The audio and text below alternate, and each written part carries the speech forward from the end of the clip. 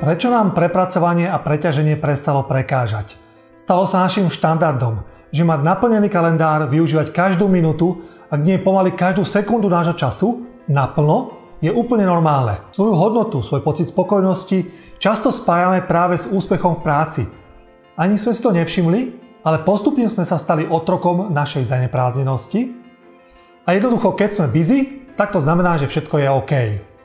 Práca sa pre nás stala spoľahlivým nástrojom, ako byť zanepráznený, a tým máme šancu dokazovať svoju hodnotu nielen sebe, ale hlavne svojmu okoliu.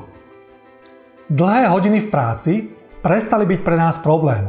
Podľa štúdie WHO a ILO, čo je Medzinárodná organizácia práce, sa ukázalo, že práca 55 a viac hodín týždenne je spojená s odhadovaným o 35% vyšším rizikom mozgovej príhody a o 17% vyšším rizikom úmrtia na ischemickú chorobu srdca, a to pri porovnaní s prácou 35 až 40 hodín týždenne.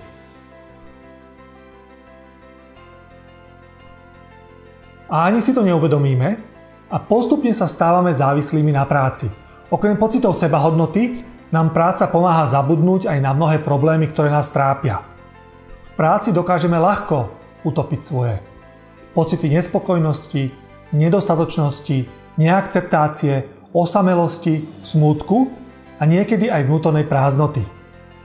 Pascou je, že nadmerné venovanie sa práci je spoločensky uznávané a dokonca sú mnohí ľudia považovaní za vzor úspechu, odhodlania a nezlomnosti alebo výdrže. Každá nadmerná aktivita alebo úsilie, ktoré začne prekračovať hranice prirodzeného alebo adekvátneho zaťaženia, vyvolá v našom tele a mozgu obranné reakcie. Naše telo začne byť postupne viac a viac unavené, zhorší sa kvalita nášho spánku, čo našu schopnosť efektívne vykonávať prácu a podávať stále vyššie a vyššie výkony začne postupne znižovať alebo obmedzovať.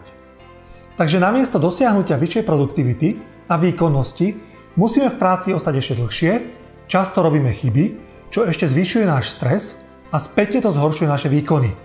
Postupne klesá naša spokojnosť a radosť z práce, čím sa zhoršuje aj naša nálada, niekedy sme viac podráždení, zhoršuje sa naša emocionálna stabilita, rastie naša nespokojnosť, čo má v dôsledku vplyv aj na kvalitu našich vzťahov.